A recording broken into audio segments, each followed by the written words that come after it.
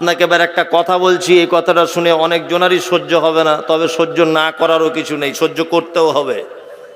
যেমন আপনাকে একটা কথা বলছি, খুব ভেবেচিন্তে উত্তর দিবেন তো। আমাদের পাড়া প্রতিবেশীতে যারা একটু প্রভাবশালী মানুষ, শিক্ষায় বলুন, অর্থে বলুন, আর বংশে বলুন, জমি জায়গায় বলুন, যে কোনোভাবে একটু ধনী মানুষ আর কি, বড় মাপের মানুষ, এরা যখন কোনো বিপদে পড়ে যায় সব মানুষ দেখবেন এদের গিয়ে সাপোর্ট করে, করে না? করে। আচ্ছা, আপনাদের গ্রামে একটা লোক মারা গেল, জীবনে দেখেছেন কোনো হাই স্কুলের হেডমাস্টার, কোনো মাদ্রাসার প্রধান শিক্ষক, বা কোনো হেড মাওলানা, বা গ্রামের একজন চাকরিজীবী লোক, বা গ্রামের একটা লোক বিডিও অফিসার, এইরকম একটা লোক রাতের বেলা কোদাল নিয়ে, রাতের বেলা কুড়ালি নিয়ে কবর খুঁড়তে গেছে জঙ্গলের ভিতরে? দেখেছেন কেউ? আপনাদের এলাকায় এগুলো হয়? হয় না, জীবনে দেখতে পাবেন না, এগুলো কখনো দেখতে পাবেন না। প্রফেসর, মাস্টার, ইঞ্জিনিয়ার, ব্যারিস্টার কেউ যাবে না। ধনী লোক, বিশাল কোটি কোটি টাকার মালিক, জীবনে কারুর কবর খুঁড়তে যায় না। অথচ কবর খোঁড়ে কারা? গরিব মানুষেরা, রিক্সা চালক মানুষ, ওদেরকে বলতে হয় না। হসপিটালে এখনো মৃত মানুষ পড়ে আছে, ও দেখবেন কোদাল নিয়ে চলে গেছে মাছতলাতে, ওকে বলতে হয় না। কোনোদিন মজুরি চায় যে তোমার মায়ের কবর খুঁড়েছিলাম 500 টাকা দাও? বলে? জীবনেও বলে না। এগুলো করে গরিব মানুষেরা। পঞ্চায়েত প্রধান অসুস্থ, বারবার দেখতে যাচ্ছে, সামাজিক অবস্থা বলছি, সম্ভ্রান্ত ঘরে মানুষ বারবার দেখতে যাচ্ছে, এই যে আপনার মায়ের কবর খুঁড়েছে, বাপের কবর খুঁড়েছে, আপনার গোষ্ঠীর সবার কবর খুঁড়বে বলে রেডি। এইরকম একজন রিক্সা চালক লোক আজকে 3 মাস বিছানায় পড়ে আছে, কেউ দেখতে যায়? কেউ দেখতে যায় না। আপনার বেটার বিয়ে লেগেছে, আগে প্রধান বাবুকে দাওয়াত করবেন। আপনার বেটির বিয়ে লেগেছে, আগে আপনি দাওয়াত করবেন কাকে? হেডমাস্টারকে। এদেরকে আগে দাওয়াত করবেন যে অবশ্যই আপনি আসবেন, আপনি না এলে কিন্তু আমাদের বিয়ের কাজটা অসম্পূর্ণ থেকে যাবে। মাস্টার কি উপকার করেছে আপনার যে ও না এলে বিয়ে অসম্পূর্ণ থেকে যাবে? যে আপনার মায়ের কবর খুঁড়েছে, আপনার কবর খুঁড়বে বলে কোদাল দা কুড়ুল ধার দিয়ে রেখেছে ভালো করে, তাকে, সেই লোকটাকে কেউ দাওয়াতের জন্য আগে খোঁজ করে? আপনাদের দিকে করে, আমাদের দিকে করে না। এই দিকেও কেউ করে না। এইরকম একটা লোক দেখুন খোপাকাড়িতে আজকে 3 মাস বিছানায় পড়ে আছে, কেউ তাকে খোঁজে নেয় না, কেউ খোঁজে নেয় না। তেলা মাথায় সবাই তেল দিতে পারে, একটা কথা আছে। ও দুস্থ গরিব অসহায় মানুষ, পায়ে ঘা হয়েছে, ডাক্তার বলেছে ক্যান্সার। কেন? আপনি এত সম্ভ্রান্ত মানুষ, একটু তার পাশে দাঁড়ান না, একটু তার পাশে একটুখানি সাপোর্ট করুন। আপনি যদি নাই বা করেন, আপনার অধীনস্থ যে সমস্ত যুবকগুলো ঘুরে ঘুরে বেড়ায়, আপনার দায়িত্বে থাকা যে সমস্ত লোকগুলো গ্রামে আপনার কথা মান্যতা দেয়, এই রকম কোয়ালিটির কিছু মানুষকে ডেকে নিয়ে তার পাশে একটু দাঁড়ান না।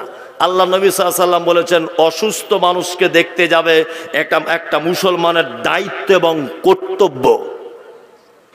ইনশাআল্লাহ আমরা যাব। জান্নাতে যাবার অনেক রাস্তার এটা একটা রাস্তা বলে দিলাম। নাম্বার 3, ও ইত্তিবাউজ জানাইজে। আল্লাহ নবী সাল্লাল্লাহু আলাইহি ওয়াসাল্লাম বলেছেন, কেউ মারা গেলে অবশ্যই তার জানাজাতে তুমি চলে যাও, অবশ্যই তার জানাজাতে যাও। জানাজায় গেলে নেকি কতটা? আল্লাহর নবী কি বলছেন এবার দেখুন। বিশ্ব নবী বলছেন, একজন লোক যদি মারা যায় আর কেউ যদি তার জানাজা পড়ে, মাটি দেওয়ার শেষ পর্যন্ত যদি কেউ থাকে, সে যেন 2টি উহুদ পাহাড় সমান নেকি নিয়ে যেন বাড়িতে আসে। আর কোনো মানুষ যদি শুধু জানাজার নামাজটা পড়ে, তাহলে সে যেন 1 উহুদ পাহাড় নেকি নিয়ে সে যেন বাড়িতে আসে।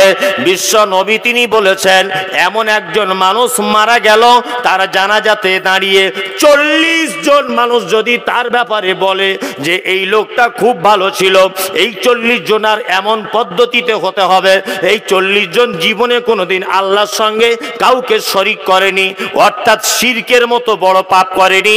এই রকম 40 জন মানুষ যদি ওই মৃত মানুষের ব্যাপারে যদি সাক্ষী প্রদান করে, বিশ্ব নবী বলেছেন ওই 40 জন সাক্ষীর কথা অনুযায়ী আল্লাহ তাআলা ওই মৃত মানুষকে ক্ষমা করে দিতে পারে। 40 জন। আর কোন 40 জন যদি কথা বলে, সালা মরে গেছে, ঠিক হয়েছে, পাড়াটা একেবারে আগুন জ্বালিয়ে রেখেছিল, ঠিক হয়েছে মরেছে, তাহলে ভেবে নিবেন আপনার জীবন বরবাদ হয়ে গেল। জি, জানাজার পড়া 3 নম্বরের দায়িত্ব। 4 ওয়া ইজাবাতু দাওয়াতে, আল্লাহ নবী সাল্লাল্লাহু আলাইহি ওয়াসাল্লাম বলেছেন দাওয়াত গ্রহণ করো। কেউ দাওয়াত দিলে গ্রহণ করো, ইনশাআল্লাহ করব। হ্যাঁ, দাওয়াত তো গ্রহণ করতে হবে। গরুর গোশতের ব্যাপার একটা আছেই, তা গ্রহণ না করলেও তো হবে না। অনেক জলসাতে তো দেখছি খাওয়া দাওয়ার ব্যবস্থা, জলসাতে লোক নাই, কোথাও কিছু নাই, আদায় শুরু হচ্ছে, লোকগুলো পাট পাট পাট পাট উঠে সব পালিয়ে চলে যাচ্ছে। কিন্তু খাওয়ার প্যান্ডেলের ওখানে বাবা গ্রিল মানে গেট ভেঙে ফেলছে লড়িয়ে। এইরকম কি দাওয়াত খাওয়ার পদ্ধতি? জি, এটা কি আপনার চরিত্র এরকম হওয়া দরকার? কখনোই নয়। আল্লাহ নবী সাল্লাল্লাহু আলাইহি ওয়াসাল্লাম বলেছেন তোমাকে যদি কেউ দাওয়াত করে অবশ্যই তুমি বৈধ দাওয়াত গ্রহণ করো, তবে সব দাওয়াত কিন্তু বৈধ নয়। এটা একটা কথা মাথায় রেখে দেবেন, সব দাওয়াত কিন্তু বৈধ নয়। কিছু কিছু অবৈধ দাওয়াত আছে, ইসলাম যার পারমিশন দেয়নি। এইরকম দাওয়াত যদি দুটো একটা বলে দেয়, ইনশাল্লাহ আপনারা যাবেন না তো? যাবেন না? কই কার কার ইমান চাঙ্গা আছে দেখি তো একবার, কার কার? দেখুন, খুব হুঁশিয়ারি করে হাত তুলিয়েন, হটাপটা করে তুলে দিয়েন না, লাস্টে মানতে পারবেন না, বিপদের শেষ থাকবে না। জি, বুঝলেন? এই মালদা জেলাতে এটা হয়, ওই যে চামড়া কাটার অনুষ্ঠান করে, কি বলে মোচনমণি না কি বলে ওটা হয়। এখানে কোন আলেম আছেন? ইসলাম পারমিশন দিয়েছে? এটা ইসলাম পারমিশন দিয়েছে? সামান্য একটা চামড়া প্যান্টটা খুলে কেটে দিবে, এর জন্য আবার ঢং করে অনুষ্ঠান করছে। মানে ওর টাকা আছে বলে ও ভেবেছে ধর্ম আমার মতো করে চলবে। কি বলছি বুঝতে পারছেন না? সামান্য চামড়া কাটতে যদি তোমার ব্যাটার এত বড় অনুষ্ঠান করা লাগে, তো আরো তো অনেক কিছু কাটতে বাকি রয়েছে। কি আশ্চর্য ব্যাপার! এটা ইসলাম পারমিশন দেয় না, এ অনুষ্ঠান করা যাবে না, এটা ইসলামে একেবারে অবৈধ, চলবে না। শুধু একটা ডাক্তারকে ডেকে এনে, বা আপনি যদি নিজেও যদি শিখে থাকেন, নিজেও যদি জানেন, তা আপনার ব্যাটার আপনার কি বলে পেচ্ছাবের রাস্তার আগেটা একটুখানি কেটে দিয়ে দেন, এটাই একটা কথা। আবার নানি দাদিকে ডেকে এনে ডিম সিদ্ধ করে বড় বড় রসগোল্লা দিয়ে মুখে দিয়ে কেউ টাকা দিচ্ছে, কেউ পান খাওয়াচ্ছে, কেউ ইয়ার কি করছে, কেউ ফচকে মুখ করছে, এগুলো হচ্ছে না? এক এক জায়গায় এক এক রকমের হয় না? হয়। এটা ইসলামে নিষিদ্ধ। নাম্বার 2, এখন একটা নতুন খুব মারাত্মক সমাজে ভাইরাস চলছে, মারাত্মক ভাইরাস। কি বলুন তো? আপনাদের দিকে জানি না হয় কি, আমাদের ওদিকে ব্যাপক হারে চলছে। সেটা হচ্ছে এই, আমার বেটি আমি বিয়ে দিলাম, আমার বেটির পেটে বাচ্চা চলে এসেছে। সাধারণত মেয়েরা দেখবেন বাচ্চা হতে প্রথম বাচ্চা মায়ের বাড়িতেই আসে, তাই না? বাচ্চা হয়ে গেল, 40 দিন 41 দিন পার হয়ে গেল, বেটার বাপ লোক পাঠাচ্ছে ওর বহুমাকে আর ওর পোতাকে নিতে 30 জন। এরকম প্রথা আপনাদের দিকে আছে? নাই? নাই, আমাদের ওদিকে খুবই আছে। এগুলো জুলুম করা ছাড়া আর কিছু নয়। আছে বলছে পোতাকে বাড়ি আনতে যেতে হবে, এক টাটা সুমো গাড়ি, এক স্করপিও গাড়ি চলে যাচ্ছে, গিয়ে ঘং করে বাড়ি নিয়ে চলে আসছে। আপনাদের দিকেও মনে হয় আছে? আছে না? আছে। হয়তো 30 জন যায় না, 2-4 জন 5 জনও যায়। আর একটা প্রথা বলে দিই, আচ্ছা বলুন তো, পৃথিবীতে যত খাদ্য আছে আল্লাহ নবীর ভাষাতে সব থেকে নিকৃষ্ট খাদ্য কি জানা আছে? আপনি জানা থাকলে এটাই বলবেন যে শুকরের মাংস হবে বা কুকুরের গোশত হবে, না যেটা ইসলামে নিষিদ্ধ এটাই হচ্ছে নিকৃষ্ট খাদ্য। মদ হতে পারে, এটা নিকৃষ্ট খাদ্য? জি না। আল্লাহ নবী সাল্লাল্লাহু আলাইহি ওয়াসাল্লাম নিকৃষ্ট খাদ্যর বর্ণনা দিতে গিয়ে বলেছেন, বিবাহ কবুল বলার আগে বেটির বাড়িতে গিয়ে ঢং করে গিয়ে ওই দিন ধার্য করে নাকি, বিবাহের দিন রেডি করে, করে কি করে না? যমুক দিনে বিয়ে, 30 জনা গিয়ে ডেট করতে যাচ্ছে বিয়ের, ওটাকে আপনার ভাষায় কি বলে? বয়না। কি প্রফেসরের বেটা বয়না করতে যাচ্ছে? বেটি মানুষ করে রেখেছিল, 30 জনা যাচ্ছে বয়না করতে। চি চি চি চি, এটা একেবারে নিষিদ্ধ। এটা ইসলামের কোনো প্রথাই নয়, কোন যুগে ছিল না পদ্ধতি। বর্তমানে এগুলো হচ্ছে, এগুলো মেয়ের বাপেদের প্রতি জুলুম, অত্যাচার ছাড়া আর কিছু নয়, অত্যাচার ছাড়া আর কিছু নয়। তবে আবার বিপদও আছে, যদি আবার বেটার বাপ না যায়, মেয়ের বাপের তরফ থেকে এটাও আসবে, তাহলে নিশ্চয় কোনো গন্ডগোল আছে, ছেলের নিশ্চয় কোনো গন্ডগোল আছে। তাছাড়া আসছে না কেন ওরা? জি, এরকমও ব্যাপার থাকে না, থাকে। আর একটা কথা বলে দিই, দাওয়াত খাওয়া প্রকাশ্যভাবে হারাম এ দলিল আমি দিতে পারবো না। এইটা যেটা বলবো প্রকাশ্যভাবে হারাম, এটা আমি বলতে পারবো না। তবে আল্লাহ নবী সাল্লাল্লাহু আলাইহি ওয়াসাল্লামের একটা হাদিস দিয়ে আমি এটা প্রমাণ করতে পারবো। আল্লাহ নবী সাল্লাল্লাহু আলাইহি ওয়াসাল্লাম বলেছেন, ইয়া মাশারাশ শাবাব মান ইসতাতা মিনকুমুল বাব ফালিয়াতাজাওয়াজ। যুবক, তুমি বিবাহ করো, তোমার ক্ষমতা থাকলে বিবাহ করো। ক্ষমতার ব্যাখ্যা করতে গিয়ে ইমাম নববী 4টে কথা বলেছেন, 4টা ক্ষমতা বলতে 4টা। 1, শারীরিক ক্ষমতা থাকতে হবে। 2, তোমার ইনকামের রাস্তা ভালো হতে হবে। 3, সেই মেয়েটাকে যে বাড়িতে রাখবে ভালো প্রশস্ত একটা বাড়ি হতে হবে, তার ভিতরে কল, বাথরুম, গোসলখানা সবকিছু হতে হবে। 4, তোমার কথা অনুযায়ী তোমার স্ত্রী চলবে, এই ক্ষমতা তোমায় থাকতে হবে। এই 4টে ক্ষমতা থাকলে তবে তুমি বিবাহ করো। ও টাকা পয়সা কিছুই নাই, বিয়ে করে বসে আছে, 4 দিন পরে দেখবেন ডিভোর্স হয়ে গেছে, ইনকামের কোনো রাস্তা নাই, বিয়ে দিয়ে দিল। ইনকাম নাই, বিয়েও নাই, রোজা রাখতে হবে আর নিজের যৌবনটাকে দমিয়ে দিতে হবে, ওকে বিয়ে করা লাগবে না, ও এমনিতেই থাক, ইনকাম করতে জানে না কেন? এখন রাজমিস্ত্রি কাজে লেবারে গেলে 500 টাকা ইনকাম, ও বাড়ি বসে থাকে কেন? সারাদিন বসে বসে ঘুরছে, 10-20 টাকা যা পাচ্ছে লটারি টিকিট কেটে এনে একদিনে 1 কোটি টাকার মালিক হবে এই স্বপ্ন দেখছে, আর পাবজি আর ফ্রি ফায়ার মোবাইল রিচার্জ করছে। কি করছে কি করছে না? জি। আর একটা বিবাহর ব্যাপারে আমি বলে দিয়ে যাচ্ছি, এটা ইসলাম সমর্থন করে না। আপনাদের দিকে বিয়েতে পণ প্রথা মনে হয় চলে না? চলে? খুব জোর না? কঠিন ব্যাপার তো। উনি আবার বলছেন খুব জোর করে চলে। আলহামদুলিল্লাহ, এরকমও লোক আছে অবশ্যই, যে 1 টাকাও লেইনি আমি, এরকমও লোক আছে, আছে না নেই? আছে, অবশ্যই আছে।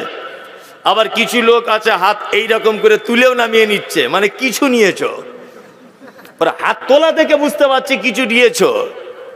আবার অনেকজনা বলছে যে আমার শ্বশুর খুশি করে দিয়েছে। তোমার শ্বশুর ছোট 1 টাকার কয়েন পড়ে গেলে লাইট দিয়ে 4 বার খোঁজে, আর 1 লাখ টাকার গাড়ি তোমায় খুশি করে দেয়? হ্যাঁ, বদমাইশির জায়গা পাও না। তোমার শ্বশুরের 1 টাকার কয়েন হারিয়ে গেলে লাইট মেরে দেখে, আর ওই 1 লাখ টাকার গাড়ি তোমার খুশি করে দেয়? জি, এটা ইসলামে বৈধ নেই। চলুন আপনাকে এই প্রসঙ্গে একটা কথা বলি। যারা পণ প্রথা নিয়েছেন, যারা নিয়েছেন, আপনি যদি একেবারে কনফার্ম হয়ে যান যে 100% এই লোকটা পণ নিয়েছে, আপনি অবশ্যই সামাজিকভাবে তাকে বয়কট করুন। যে আমি একজন সম্ভ্রান্ত মানুষ, আমাকে অনেকজন, আমাকে লক্ষ্য করে সমাজে অনেক মানুষ চলে, আপনি অবশ্যই বলুন যে এই বিয়েতে আমার মত নেই, আমি যাব না। দেখবেন আস্তে আস্তে আস্তে আস্তে করে এগুলো আস্তে আস্তে করে বন্ধ হবার লাইনে আসবে। অন্ততপক্ষে আপনি নিজে একটা পদক্ষেপ গ্রহণ করুন। যারা নিয়েছে তারা কত ভালো লোক, আপনাকে একটা উদাহরণ পেশ করছি, খুব মন দিয়ে শুনবেন। একটা লোকের বেটির বিয়ে 1 সপ্তাহ পরে, 1 সপ্তাহ পরে তা লোকটা গরু ছাগল বেচে, গরিব মানুষ, 2 লাখ টাকা এক জায়গায় করেছে, 2 লক্ষ টাকা এক জায়গায় করেছে। তা তখন ব্যাংক ট্যাঙ্ক ছিল না, বাক্সের ভিতরে রেখেছে। পাড়ার কিছু চোর তারা খবর পেয়েছে যে চাচা গরু বিক্রি করে 2 লাখ টাকা এক জায়গায় করেছে বেটির বিয়ে, তাই এই টাকাগুলো চুরি করব। চাচা চাচি দুজন শুয়ে আছে, বুড়া মানুষ ওর বেটিও শুয়ে আছে। এখন চোরগুলো রাতের বেলা এসে দরজা আওয়াজ করছে। চাচা বুড়া মানুষ, ও তখন হারিকেনটা ধরিয়ে বলছে, কারা রে বাবা তোরা? বলছে আমরা কেউ নয় চাচা, একবার দরজাটা খোলো। দরজাটা খুলেছে যেই, আর চোরেদের মধ্যে একজন বদমাইশি করে একটা ভাঙা বন্দুক এই জায়গাটায় ধরেছে। বলছে চাচা এটা কি বলো দেখি? বলছে বাবা বন্দুক। তো বলছে তোর এইখান থেকে চালাবো, এই দিক থেকে বার করব। সত্যি কথা বল, একটা কথা জিজ্ঞাসা করছি। বলছে কি বল? বলছে বেটির বিয়ে দিবে বলে যে টাকাটা রেখেছিস কোথায়? বলছে বাক্সের ভিতরে। চাচা ভয়ে বলে দিয়েছে। এখন চাচিরও ঘুম ভেঙে গেছে, ও এসেছে, এসে চোরগুলোর পায়ে জড়িয়ে ধরে গেছে। দেখ বাবা, সোনা আমার, মানিক আমার, চাঁদ আমার, হীরের টুকরা, 2 লাখ টাকা মাত্র রেখেছি, প্যান্ডেলের বায়না দেওয়া হয়ে গেছে, মিষ্টির দোকানে বায়না দেওয়া হয়ে গেছে, গোস্তের দোকানে বায়না দেওয়া হয়ে গেছে, সব কিছু রেডি। যদি টাকা নিয়ে চলে যাস, বেটিটার বিয়ে দিতে পারবো না। চোর কোনোদিন ধর্মের কাহিনী শোনে? বুড়িটাকে মেরেছে 1 লাথি, তো 3 ফুট দূরে গিয়ে ক্যাও ক্যাও ক্যাও ক্যাও করতে করতে ছুটেছে। এখন বুড়ো দেখছে তো ভাব খারাপ, আমাকেও মারবে। তখন বুড়ো বাক্স থেকে 2 লাখ টাকা বার করে আর ঘুমন্ত অবস্থা ওর বেটিটাকে তুলে এনে চোরেদের হাতে দিয়ে বলছে, যা যা, বেটিটাকেও নিয়ে চলে যা। টাকাই যদি না থাকে তাহলে বেটি আর বিয়ে দিব কি করে? যা, বেটিটাকে নিয়ে ওই দিকে গিয়ে কোনো জায়গায় জমিতে গিয়ে কেটে পিস পিস করে ফেলে দে, যা, বেটি আর আমার চাই না। তোর জন্য আমার গরু গেল, তোর জন্য আমার জমি গেল, এখন আবার যে টাকাটা জোগাড় করেছি এটাও যাবার পথে, তা তুইও চলে যা। চোরেরা তখন বলছে, চাচা বেশি মাথা গরম করিও না, তোমার 12টা বাজিয়ে দেবো, টাকা দাও, নিয়ে চলে যাব, তোমার বেটি লিব না। বলছে কেন? বলছে বেটি নিয়ে গেলে রাস্তাতে সিভিক পুলিশেরা যদি ধরে তাহলে বিপদে পড়ে যাব, শুধু টাকাটা দাও, গুনে নিয়ে চলে যায়। তাহলে চোরেদের একটা বৈশিষ্ট্য হলো কি? চোরেদের একটা বৈশিষ্ট্য হলো এই যে শুধু টাকা লিবে, বেটি লিবে না। আর বর্তমানে কিছু বেটার বাপের বৈশিষ্ট্য হলো এই যে বেটিও নিবে, টাকাও নিবে। তাহলে বলুন তো, চোর ভালো না বেটার বাপেরা ভালো? কারা ভালো? চোর ভালো। চোরেদের কোয়ালিটি আছে, ওরা বেটি লিবে না, শুধু টাকা লিবে। আর এত বড় হারামখোর, এর কোনো কোয়ালিটিই নাই, এর কোনো কোয়ালিটিই নাই। এর টাকাও লিবে, বেটিও লিবে। বেটিটা লিলি লিলি খুব ভালোই হলো, বৌমা করে এনেছো বাড়িতে। তা বাচ্চা মেয়ে, মাটির বাড়ির মেয়ে, 2 তলা বাড়িতে বিয়ে হয়েছে, কাঁচের গ্লাস শাশুড়ি দিয়েছে মাজতে, পরিষ্কার করতে। তা কলের কাছে গিয়ে পরিষ্কার করছে কাঁচের গ্লাস, ফট করে একটা গ্লাস হাত থেকে পড়ে গেছে। জীবনে তো মেজে অভ্যাস নেই বাচ্চা মেয়ে। তখন ও শাশুড়ি মিষ্টি করে বলছে, তুমি কি এর আগে কোনোদিন কাঁচের গ্লাস চোখে দেখোনি বৌমা? আচ্ছা বলুন তো, এই ভাষাটা মেয়েটার জন্য আনন্দদায়ক না বেদনাদায়ক? বেদনাদায়ক। বাচ্চা মেয়ে বারবার 2 তলার উপরে উঠছে আর নামছে, 2 তলা দেখেছে স্বামীর 2 তলা, বারবার উঠছে আর নামছে, বারবার উঠছে আর নামছে। শ্বশুর তখন মিষ্টি করে বলছে, এর আগে কি জীবনে কখনো 2 তলা বাড়িতে ওঠোনি? জি। নিজের বেটি এইরকম 50টা গ্লাস ভেঙে পরে সংসার করতে গেছে, তখন ক্ষমা। আর পরের বেটি একটা গ্লাস ভেঙে দিয়েছে, তখন বলছে, তুমি কি জীবনে কাঁচের গ্লাস চোখে দেখনি বৌমা? এই কথা বলতে হয় কেন? হ্যাঁ, এই কথা বলতে হয় কেন? অনেক শ্বশুর মশাই বর্তমান বাজারে অভিযোগ করছে গ্রামের মোড়লদের কাছে, বৌমারা দেখছে না, বৌমারা দেখছে না। বৌমা দেখবে কেন? বৌমা দেখবে কেন? আপনি দেখার উপযুক্ত কিনা সেটাকে নিজেকে রেডি করুন, নিজেকে রেডি করুন। বৌমা ভালোবাসে না? আরে রাস্তার একটা কুকুরকে যদি আপনি 4-5 বার যদি চুচু চুচু করে ডাকেন, ও আপনার পিছন পিছন ঘুরবে। একটা কুকুরকে যদি ডাকেন, আপনার বৌমা তো কুকুর নয়, আপনার বৌমা তো একজন জ্ঞান সম্পূর্ণ মহিলা, ও তো কম বেশি লেখাপড়া জানে। ওকে দিনে 5 বার মা বলে ডাকুন তো দেখি, কি করে আপনাকে ও খেতে না দিয়ে থাকতে পারে? ডাকুন তো। আপনাকে কেন শ্বশুর বলে ও এত প্রাধান্য দিতে যাবে? আপনার চরিত্রতে এটা। আপনার মেয়ের যখন শ্বশুর শাশুড়ি আসে তখন মাছ মাংস ডিম পোলাও করেন, আর বৌমার বাপেরা যখন আসে তখন ডাল আর কচু আর পুঁই শাক একসঙ্গে রান্না করে দিয়ে দাও। জি, এই একই মহিলা রান্না করে। আপনার মেয়েরা যখন আসে তখন ভালো ভালো খাবার হয়, আর ওর বোনেরা যখন আসে তখন ভালো খাবার জোটে না। ও তো এমনিতেই আপনাকে ধিক্কার জানাবে, জানাবে না? জানাবে। এই জায়গাগুলো তো অবশ্যই একটু অ্যাডজাস্ট করার চেষ্টা করুন, আল্লাহ তাআলার তরফ থেকে সংসারে বরকত চলে আসবে ইনশাআল্লাহুল আজিজ। পণ যদি আপনি প্রকাশ্যভাবে জেনে যান যেটা ইসলামে নেই, এটা ইসলাম বহির্ভূত কাজ, এর থেকে দূরে আসুন, এর দাওয়াত খাওয়া থেকে দূরে আসুন। চলুন আর একটা দাওয়াত বাড়িতে আপনাকে মানা করে দিই। আল্লাহর নবী মানা করেছেন কি? বিশ্ব নবী বলেছেন, কোন দাওয়াত বাড়িতে যদি বৈষম্য রেখে যদি খেতে দেওয়া হয়, একই প্যান্ডেল ভিআইপিদের জন্য আলাদা, রিক্সা চালক পাড়ার গরিব মানুষ, তাদের জন্য আলাদা, উভয়কে দেখতে পাচ্ছে, ওদের জন্য ইলিশ মাছের পকোড়া আর এদের জন্য সাদা ভাত আর ডাল আর গরুর মাংস, এই রকম বৈষম্য করে যদি খেতে দেওয়া হয়, ইসলাম এটাকে সাপোর্ট করে না। নাম্বার 4, আপনাকে কোনো বাড়িতে দাওয়াত করা হলো, আপনি দাওয়াত বাড়িতে ঢুকে গেলেন, গিয়ে দেখছেন দাওয়াত বাড়ি যে ঘরে আপনাকে বসতে দেওয়া হলো সেই ঘরের ভিতরে ছবি মূর্তি টাঙানো আছে, তাহলে আপনাকে ফেরত চলে আসতে হবে। নাম্বার 6, আপনাকে কোনো দাওয়াত বাড়িতে দাওয়াত করা হলো, আপনি গিয়ে দেখছেন সেই দাওয়াত বাড়ির ভিতরে ঢোল তবলা বাজছে, গান বাজছে, ডিজে বাজছে, তাহলে আপনাকে ফেরত চলে আসতে হবে। আমাদের তো কোনো বিবাহ শাদী বিনা ডিজেতে আজকাল হয়ই না, গান বাজনা ছাড়া হয় না। 5টা ভালো কাজ আপনাকে বলবো, 4টে বলা হয়ে গেল। নবীজি বলেছেন অতাসমিতুল আতেশে, অতাসমিতুল আতেশ, হাঁচি হলে কি বলতে হয়? আলহামদুলিল্লাহ। আলহামদুলিল্লাহ যে শুনবে সে কি বলবে? ইয়ারহামুকাল্লাহ। ইয়ারহামুকাল্লাহ যে শুনবে সে কি বলবে? ইয়াহদিকুমুল্লাহ ওয়া আসলিহু বালাকুম। এই 3 পর্যায়ের উত্তর আপনাকে দিতে হবে। 5টা ভালো কাজ বলে দিলাম, মানবেন না মানবেন ওটা আপনার ব্যাপার, তবে হযরত মুহাম্মদ সাল্লাল্লাহু আলাইহি সাল্লামের হাদিস বাংলায় অনুবাদ করে দিলাম 5টা। 1 পরিচিত অপরিচিত মানুষকে সালাম দিবেন। 2 অসুস্থকে দেখতে যাবেন। 3 জানাজার সালাত আদায় করবেন। 4 বৈধ দাওয়াত কবুল করবেন। 5 হাঁচি হলে উত্তর দিবেন। যে কাজ কথা বলতে বলতে এতদূর পর্যন্ত এলাম, আল্লাহ তাআলা আমাদেরকে পাঠিয়েছেন কেন পাঠিয়েছেন? ওমা খালাকতুল জিন্না ওয়াল ইনসা ইল্লা লিয়াবুদুন, শুধুমাত্র তার ইবাদত, তার বান্দিগি করার জন্য। এখন আমরা ইবাদত বলতে কি বুঝি? ইবাদত বলতে কি বুঝি এবার আপনাকে বলি। আমরা ইবাদত বলতে বুঝি নামাজ পড়া, রোজা রাখা, হজ করা, যাকাত দেওয়া, এইগুলোই ইবাদত, তাই তো? জি না। এইগুলো যদি ইবাদত হবে তা আরো আনুষঙ্গিক যে কাজগুলো আছে এইগুলো কি? এটা আপনাদের জানা আছে? এটা আমি সব জায়গাতে বলি। 1 গ্লাস পানি পান করতে গেলে কটা সুন্নত লাগে?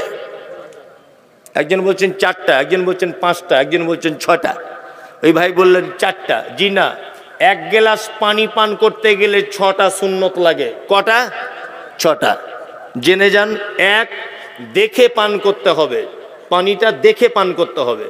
2, বসে পান করতে হবে। 3 নিঃশ্বাসে পান করতে হবে। 4, ডান হাতে পান করতে হবে। 5, বিসমিল্লাহ বলে পান করবেন। 6, পান করা হয়ে গেলে বলবেন আলহামদুলিল্লাহ।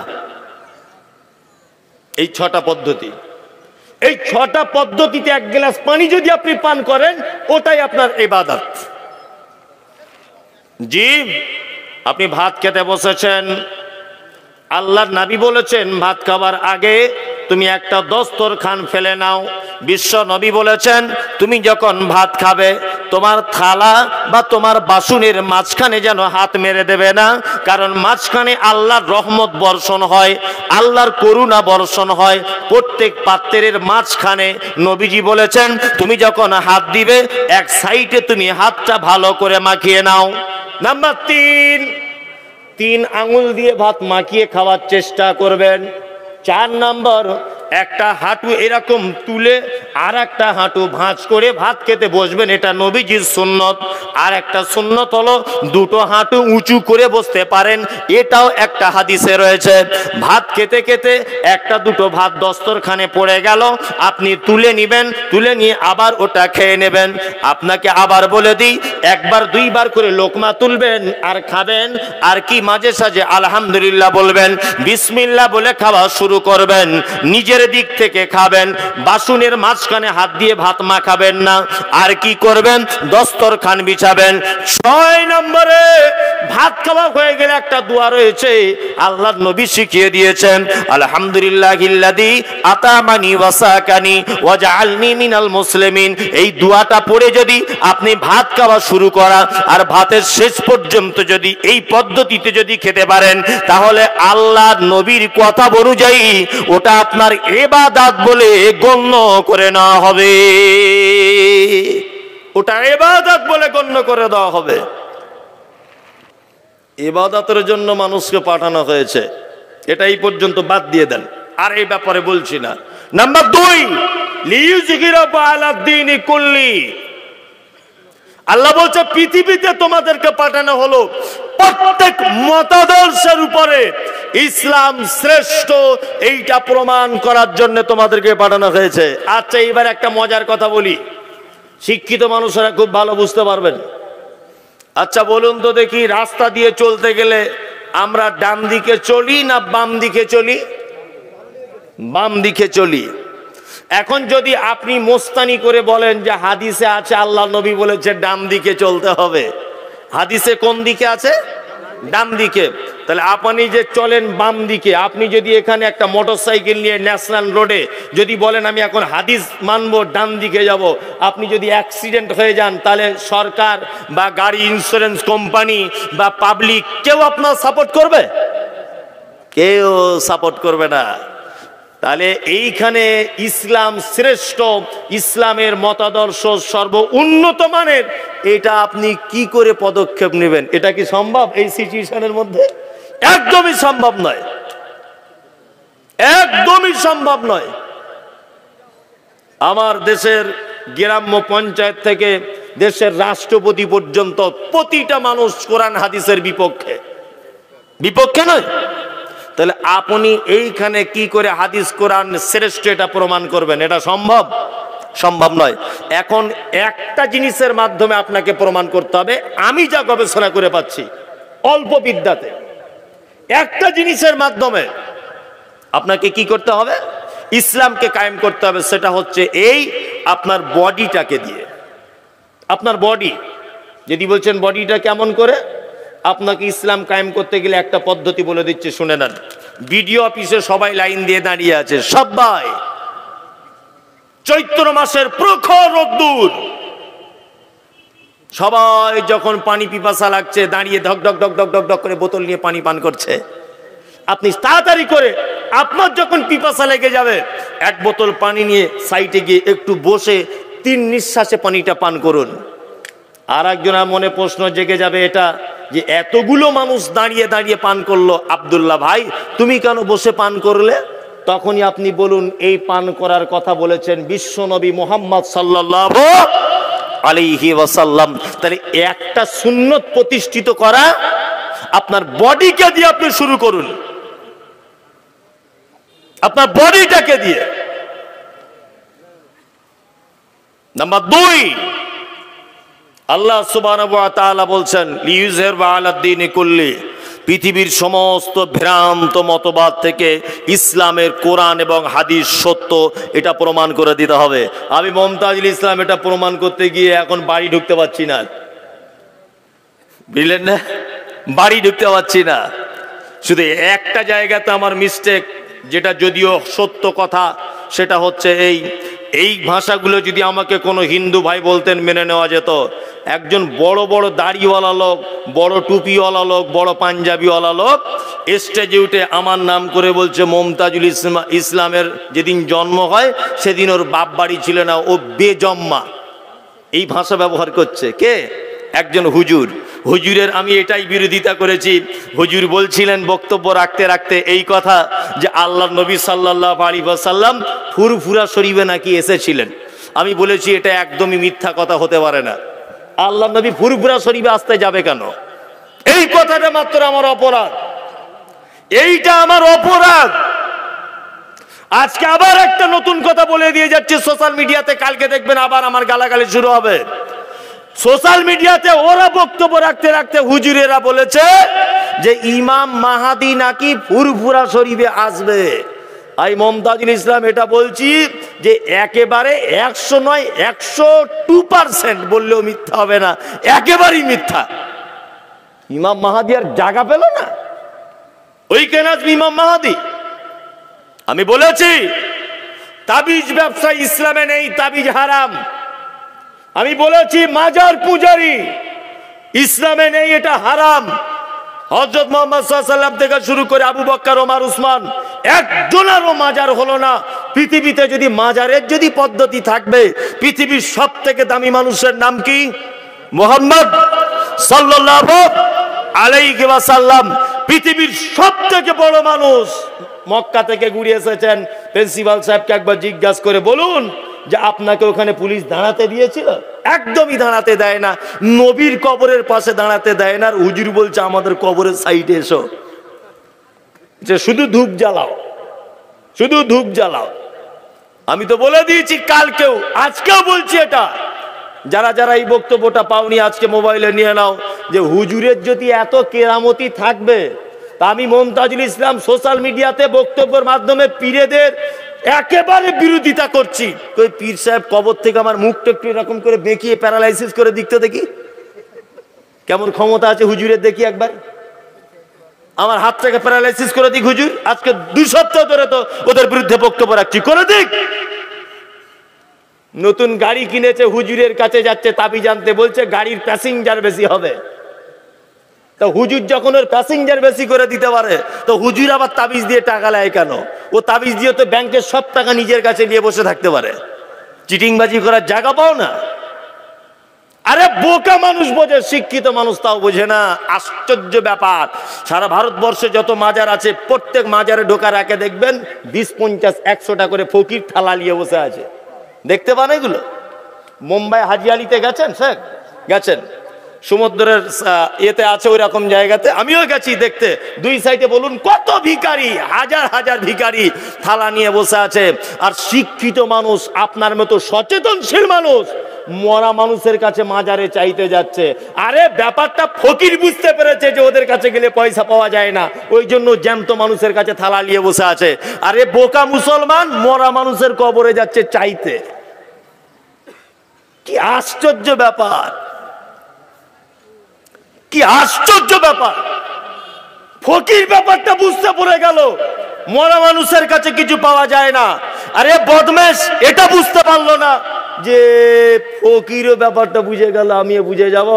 আমি মমতাজুল ইসলাম বলে দিয়েছি, আবার বলছি, তাবিজের ঘর ভাঙবো ইনশাল্লাহ। ওই পীরগিরি আর হুজুরগিরি করে মুসলিমদেরকে বিভ্রান্তির পথে চলে দেওয়া অত সহজ নয়। আমি আপনাকে একটা গল্প শোনাবো, যেটা গতকালকেও শুনিয়েছিলাম কুচবিহারে। আজকে একটা গল্প আপনার সামনে বলছি। বাদশাহ শাহজাহানের নাম শুনেছেন? শুনেছেন তো? বাদশাহ শাহজাহানের দরবারে একটা লোক এসেছে, খুব মন দিয়ে শুনবেন, গল্পের মাধ্যমে জ্ঞান আছে। তার বাদশাহ শাহজাহানের কাছে লোকটা এসেছে, কাঁধে একটা লাঠি, পিছনে আছে একটা খাঁচা, সামনে আছে একটা খাঁচা। খাঁচা বুঝেন তো, যেটা পাখি রাখে। তা বাদশাহ শাহজাহান দেখছে যে ওর একটা খাঁচাতে পাখি আছে, আর একটা খাঁচা ফাঁকা, আর একটা খাঁচা কি ফাঁকা। তা বাদশাহ শাহজাহান বলছে, ভাই এদিকে এসো, এদিকে এসো। আচ্ছা তোমার একটা খাঁচাতে পাখি, আর একটা খাঁচা ফাঁকা কেন? তখন ওই লোকটা বলছে, হুজুর এই যে খাঁচাটা ফাঁকা দেখছেন, এটা খাঁচা নয়, এটা হচ্ছে পাখি ধরা ফাঁদ। বলছে একটা পাখি কেন আপনার খাঁচাতে? বলছে এই পাখিটাকে জঙ্গলে নির্জনে গিয়ে রেখে আসি, আর ও কুহু কুহু কুহু করে ডাকে, আর ফাঁদটা ওর পাশে রাখা থাকে, আর ওর ডাক শুনে ওর স্বজাতিরা ওর সঙ্গে দেখা করতে আসে, আর ওই আমার পাতা ফাঁদে পড়ে যায়। বাদশাহ শাহজাহান বলছে, পাখিটাকে এখানে দাও, তোমার কাছে যেটা আছে। পাখিটাকে দিল, বাদশাহ শাহজাহান সাথে সাথে 2 খণ্ড করে দিলেন। এর সত্য মিথ্যা জানি না, এটা গল্প আকারই আপনি নেন, বাংলা বইয়ে পড়ে বলছে, এটা হাদিস কোরআন নয়। 2 খণ্ড করে দিয়েছে। পাখির মালিক তখন বলছে, বাদশাহ আপনি কি সর্বনাশ করলেন, আমার পাখিটাকে মেরে দিলেন। বাদশাহ শাহজাহান বলছে, ওই পাখিকে পৃথিবীতে বাঁচিয়ে রাখা উচিত নয় যে পাখি মিথ্যা অভিনয় করে তার স্বজাতিকে ডেকে এনে তার মালিকের ফাঁদে ফাঁসিয়ে দেয়। এই রকম পাখিকে পৃথিবীতে না বাঁচিয়ে রাখাই ভালো। আমিও মমতাজুল ইসলাম আবার বলছি যে হুজুরেরা বড় বড় পাঞ্জাবি পরে তাবিজ দিয়ে শিরক করে নিজেদের কাছে মানত মানিয়ে নিজেদেরকে পীর বলে দাবি করিয়ে নিজেদের বাপ দাদাদের পায়ে সেজদা করিয়ে মোমবাতি জ্বালিয়ে জাতিকে অধঃপতনের তলদেশে দিয়ে যাচ্ছে। আমার মনে হয় বাদশাহ শাহজাহানের মতো এই পাখির মতো সাজা এই হুজুরদেরও দেওয়া দরকার। কি বলছি বুঝতে পারছেন না? এই হুজুরদেরও দেওয়া দরকার। প্রত্যেক সগী আকীদার আলেম ওলামাদেরকে বলছি, যার কাছে যেমন বিদ্যা আছে, যার কাছে যেমন জ্ঞান আছে, যার কাছে যেমন ইলমিয়াত আছে, এই হুজুরদের পিছনে এদের ব্যাপারে সঠিক কথা বক্তব্য সোশ্যাল মিডিয়াতে ছাড়ুন। আপনার চ্যানেল থাক বা নাই থাক, নিজের ফেসবুক পেজে আপনি বলুন যে পীর প্রথা ইসলামে নেই, কোশ্চিন কালেও ছিল না, কিয়ামত পর্যন্ত থাকবে, এ কথাও ভ্রান্ত। আল্লাহ তাআলার হক চলে এসেছে, মিথ্যা অবশ্যই পরাজিত ঘটবেই ইনশাল্লাহ। আমি যখনই এই হাদিসটার উপরে জোর দিতে গেলাম তখনই আমাকে গালাগালি দেওয়া শুরু হলো। বিনীত অনুরোধ আপনার কাছে, বর্তমানে ইসলাম কায়েম করার একটাই রাস্তা খোলা রয়েছে, সেটা হচ্ছে আপনার বডি দিয়ে আপনি ইসলামকে ঠিকঠাক করে মানার চেষ্টা করুন। আপনার বডি দিয়ে, আপনার নিজেকে দিয়ে ইসলাম কায়েম করুন। হারাম কাবা থেকে দূরে থাকুন, হালালকে বেশি করে ধরে নেন, আপনি ইসলামিক কাজগুলো বেশি করে আঁকড়ে ধরুন, অসামাজিক কাজ থেকে বিরত থাকুন, আপনি আপনাকে দিয়ে ইসলাম কায়েম করার চেষ্টা করুন।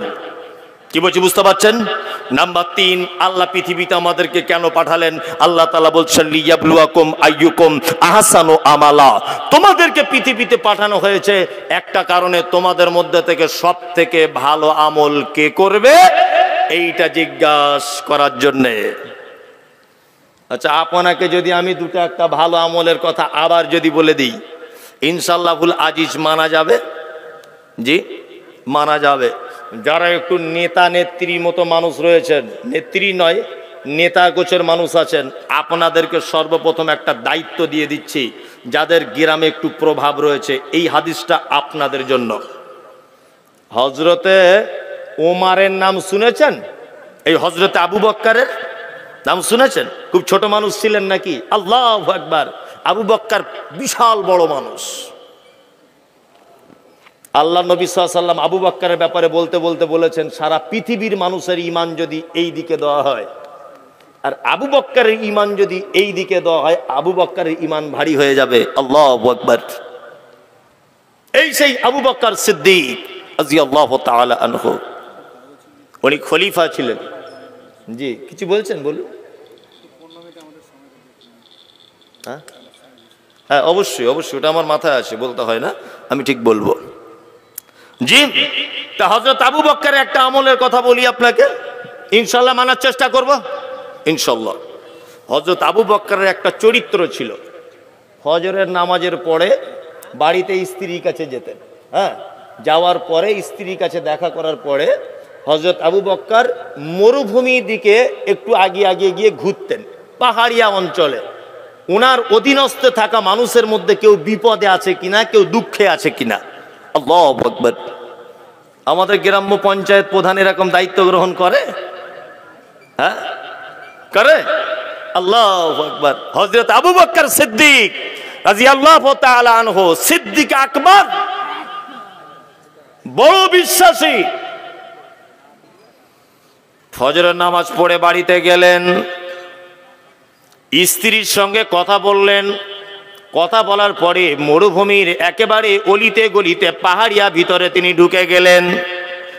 একদিন দেখলেন হযরতে ওমর, 2 দিন দেখলেন হযরতে ওমর, 3 দিনের দিন হযরত ওমর ভাবছে কি ব্যাপার, হযরতে আবু বক্কর কেন প্রতিদিন ফজরের নামাজ পড়ে এই দিকে ওই দিকে চলে যায়, ব্যাপারটা একটু দেখার আছে।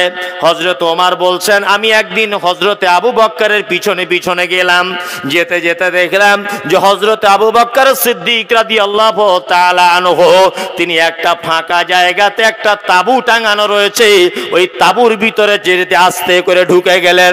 আমি লুকিয়ে থাকলাম। অনেকক্ষণ পরে আবু বক্করকে দেখলাম খালি হাতে ঢুকেছে, কিন্তু যখন বার হচ্ছে তখন দেখলাম হাতে একটা থলে, একটা ব্যাগ রয়েছে। আমি আস্তে আস্তে করে যেতে লাগলাম, আবু বক্কর ওই তাঁবু থেকে বার হয়ে যেন আগে চলে যেতে লাগলো। আমিও আস্তে আস্তে পিছনে গিয়ে ওই তাঁবুর ভিতরে প্রবেশ করলাম।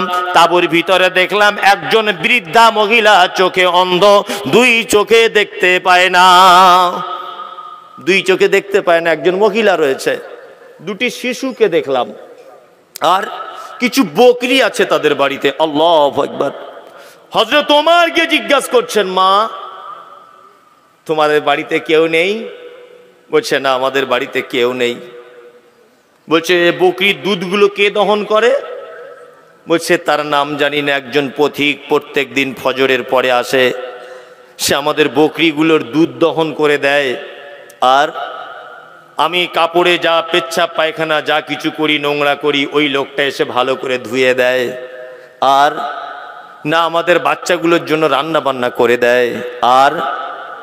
আর আমাদের বাড়ি থেকে চলে যাওয়ার সময়তে বাড়ি ঘরদোর ভালো করে ধুয়ে মুছে পুছে পরিষ্কার করে আবর্জনাগুলো ব্যাগে নিয়ে ওই দূরের দিকে ফেলে দিয়ে আসে। হযরত ওমর বলছেন, মা তুমি কি ওই লোকটাকে চেনো? ওই লোকটাকে চেনো? বলছে, না আমি চিনি না, ও তোমারই মতো একজন পথিক, তোমারই মতো একজন পথিক। কে? হযরতে আবু বকর সিদ্দিক, মদিনার মুখ্যমন্ত্রী। তখন মুখ্যমন্ত্রীর চরিত্র দেখুন, আল্লাহু আকবার। হযরত ওমর বললেন, নামাজের পরে হযরতে আবু বকরকে ডেকে বলছেন, আমিরুল মুমিনিন, বড় দুঃখের সঙ্গে আপনাকে একটা কথা বলতে চাই। সেটা হলো এই, আপনি এমন এক কঠিন কাজ করেন, আপনার পরে যে দায়িত্ব আসবে তার উপরে বড় কঠিন হবে। হযরত আবু বকর বললেন, কি এমন কাজ ওমর, বলো তো আমাকে। হযরত ওমর বলছেন, আমিরুল মুমিনিন, ফজরের নামাজের পরে আপনি প্রতিদিন কোথায় যান বলুন। হযরত আবু বকর বললেন, একটা বাড়িতে যাই, তার স্বামী নাই, দুই চোখে অন্ধ একজন মহিলা, পরনে ভালো জামা কাপড় নাই, দুটো শিশু রয়েছে তাদের বাড়িতে রয়েছে বকরি, তাদের দুধগুলো দহন করি, বাচ্চাগুলো রান্না বান্না করি। আর ওই বৃদ্ধা মহিলার সে পেচ্ছাপ পায়খানা নোংরা যা করে সব পরিষ্কার করি। হযরত ওমর বলছেন, আমিরুল মুমিনিন, আপনার পরে যে দায়িত্বে থাকবে তার জন্য তো বড় কঠিন হয়ে যাবে।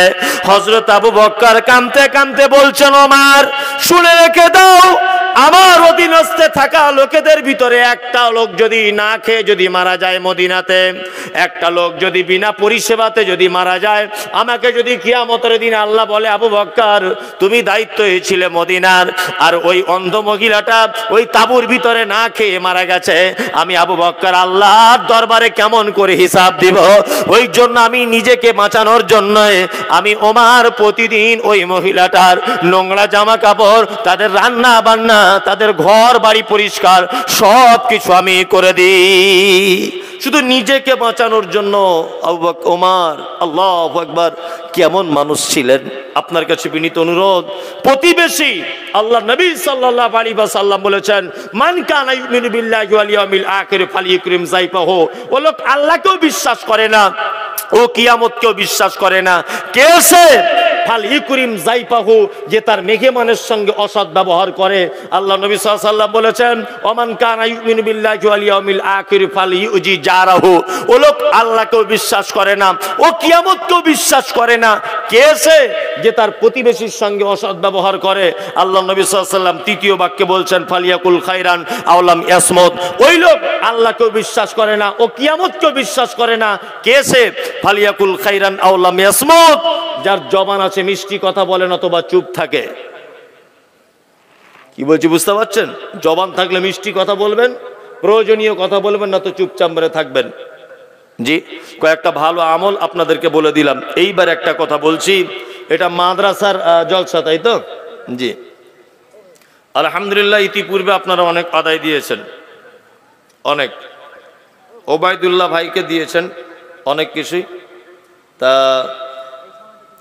আমাকেও বলা হচ্ছে আপনিও কিছু বলুন, তবে এটা আমার খুব বিশ্বাস, আদায়ের কথা বললে 10 মিনিটে এই লোকগুলো আর একটাও থাকবে না, সব পালাবে, বুঝলেন না?